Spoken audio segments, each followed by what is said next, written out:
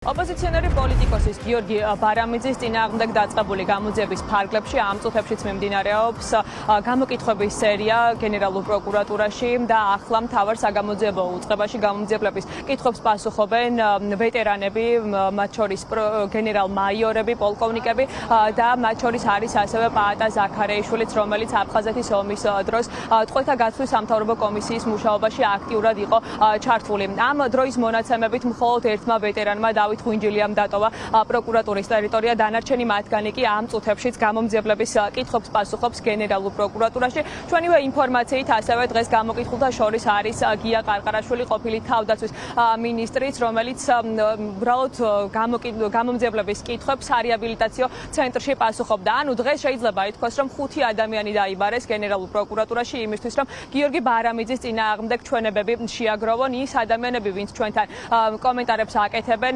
ვეტერანებზე აქვს საუბარი, უარყოფითად აფასებენ გიორგი ბარამიძის განცხადებას და ისინი უარყოფენ იმას, რომ აფხაზეთის ომის დროს ტყვეებს ვინმე ხოცავდა, თუმცა აქვე აღსანიშნავია ისიც, რომ თავად გიორგი ბარამიძისგან არაერთხელ მოვისმინეთ ამ სიუჟეტის და რეპორტაჟის გასვლის შემდგომ, რომ ის ნარატივი, რაც ვრცელდება და ერთგვარი კამპანია, რომელიც არის აგორებული მის წინააღმდეგ, როგორც ამას თავად ამბობს, არ შეესაბამება სიმართლეს და არის უბრალოდ ინტერპრეტირებული და რეალურად მისი თქმით მას ეს ამ შინაარსის განცხადება არ გაუკეთებია. თუმცა ის ვეტერანები, ვინც ჩვენთან საუბრობენ, უარყოფითად აფასებენ გიორგი ბარამიძის ამ განცხადებას და ისინი სისხლის სამართლის დანაშაულს ხედავენ ამაში და სწორედ ახლა კრიტიკულ კითხვებს და კრიტიკულ პოზიციას აფიქსირებენ, შეიძლება ასე ითქვას, საგამოძიებო უწყებაში.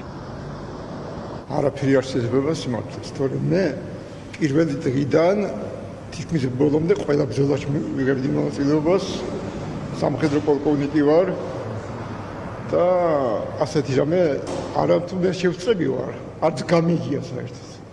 არასდროს მსგავსი რამე მოხდა სადმე, რომელიმე საბრძოლო ადგილას. რა თქმა უნდა, დანაშაული ნიშნებია, იმიტომ რომ უკვე მიწყნარებული იყო თითქმის რაღაცა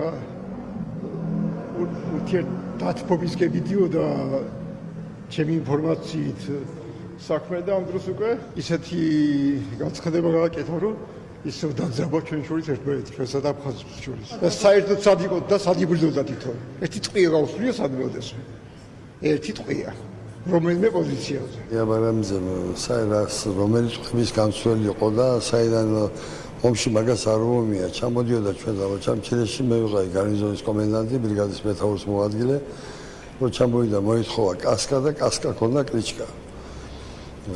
და დადიოდა სურათებს იღებდა, გამარბოდა თბილისში. მე ხან სოხუმში ჩადიოდა, ხან ჩვენთან იყო და ტყვეების დახრედა მაგან სად ნახა. ჩვენ ტყვეებს არ ხვიტავდით. ერთი ტყვე რომ დაგოხრიტა, იმით 23 ქართველს კლავდით, იმიტომ მე ერთ ტყვეში 3-4 ქართველი გამომყავდა, როგორ დახრიტავდით ტყვეებს.